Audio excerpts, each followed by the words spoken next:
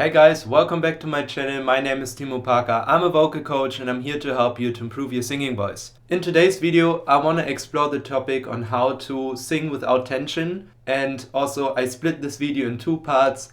Part 1 are the causes that lead to muscle tension, and in the second part I want to present some solutions and give some ideas how we can get aware of it first and try to tackle these issues. So let's dive right into it. First of all, we have to understand that when we are speaking, when we are singing, we're using a lot of muscles inside of our throat. And I present a lot of them already in different videos here on this channel. If you've missed it, head over to this playlist. Basically, everything we are doing with our muscles are learned patterns, so-called muscle memory. So our muscles remember how to perform this action and they can do it over and over again. In general, that is a great thing, but muscle memory can also work against us. If we've learned a pattern that is not good for us, for our voice, then this pattern will continue and it will cause problems over time. So first of all, what happens most of the time when you are tensing up is that you're using a lot of internal pressure or air pressure. I've actually made already a video about how to sing without pressure, where I go a little bit more in depth into just this topic. So if you haven't seen it yet, you can check it out here. But basically that means whenever you are speaking, whenever you're singing, you start tensing up inside of your body. Maybe you're holding your ear,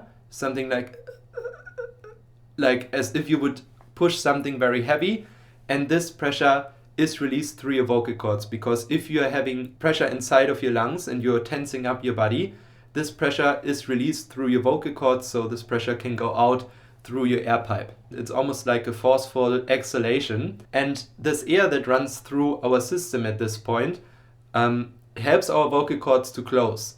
And the thing is, the vocal cords can get used to that, and then they can't really close anymore on a muscular basis, and they always need this little push of air in order to come together. And this is where the chain reaction really starts. So when this happens and our muscles have less and less to worry about because we are always using air, and that means that over time the muscles that are responsible for a good vocal cord closure, for free vibration, they start to deteriorate. What happens is that you will start overcompensating and you will tense up inside of your throat to make up for the muscle loss, and in order to lift a heavier weight, so to say, because your muscles got weaker over time. And this combination is really nasty, because not only you're losing vocal range, but at the same time you are also tensing up, and together this can create great muscle tension inside of your throat, and you have to use more and more air pressure and more tension to even get a note out. And one thing that can also happen in result to the increased tension inside of your neck and around the neck area is that your tongue can actually tense up even more. So when your tongue also tenses up, you have double trouble, so to say, because from below you have the air pressure which brings the larynx more and more up to the point where it will hit some tissues and some other things here, so the larynx gets compressed. And from the top you also have the tongue that pushes down, and then the larynx is in between, which is really bad, to put it in a simple way. So what we have to be aware of is this muscle here, is it relaxed? I mean, of course there's going to be movement when you speak, but what you shouldn't feel is just a hard bundle of things here, even if you relax. If this is the case, most likely your tongue is too tensed, and this is also a big cause for increased tension inside of your neck and your jaw. And any kind of tension or great discomfort when you're singing, actually even a little discomfort, is already a sign that you are doing something that is not helping your voice. I actually just recently posted a video about the size of your vocal cords and how it affects your voice type. And the size of your vocal cords also determine how you sound on a speaking level. Like, do you speak on a higher note or on a lower note? And one thing that can cause great tension is actually if you try to alter your natural speaking note. So for example, I met some men that wanted to have a lower speaking voice, and they tried to force their voice into a lower register to have this deeper sounding voice. And the problem is that if you are tensing up your muscles in order to achieve this result of a lower speaking note, this can already be a very big source of tension that you carry with you through your day-to-day life. So it is important that you accept how your speaking voice, at least at the moment, sound, and try to relax a little more into it instead of trying to alter it or maybe even trying to speak higher. It is important that you stay relaxed while you speak and while you sing.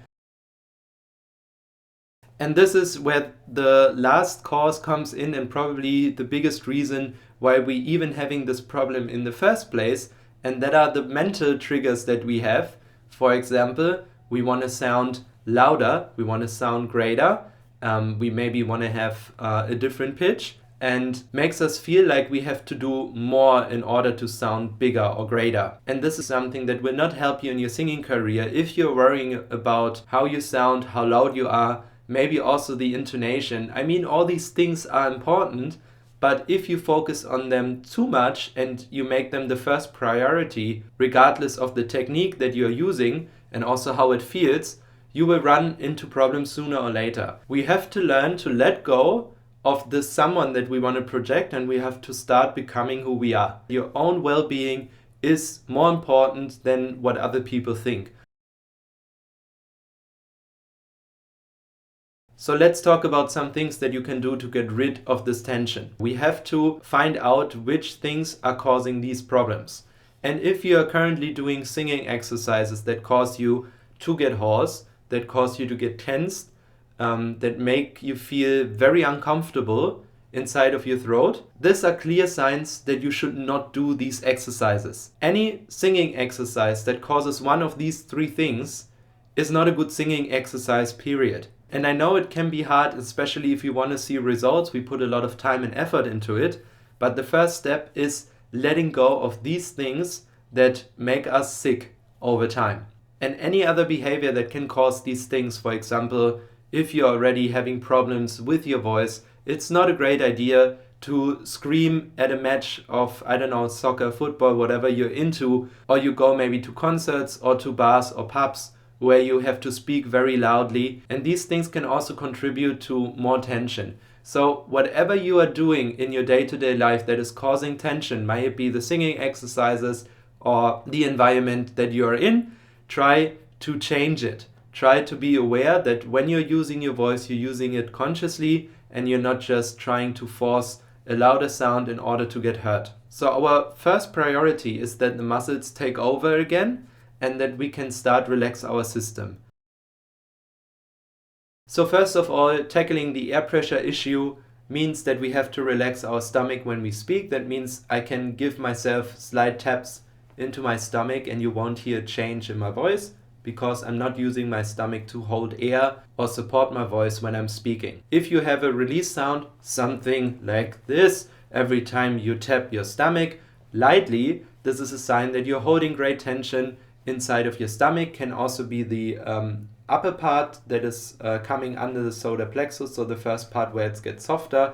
Also a very common place to have tension, so not only the lower belly, but also the part where it starts to get softer right under the sternum. And all these parts have to be relaxed when you speak and when you sing. But this is something we have to get aware of, because otherwise we won't locate this air pressure and then it's just sneaking in all the time. As soon as we stop using air pressure, we are in rehab. Our vocal cords were addicted to this air pressure, and sometimes they won't even close properly if you stop using it. So this is the first thing, that doesn't matter what you do, what sounds you try to create, you always stay relaxed. So far, I could observe that a lot of people that have problems with a tense tongue benefit a lot by sticking out their tongue while they sing. So it doesn't really matter what kind of scale, what kind of notes you sing. It's important that you stay somewhere comfortable first and that you try to create sounds with your tongue out. For example.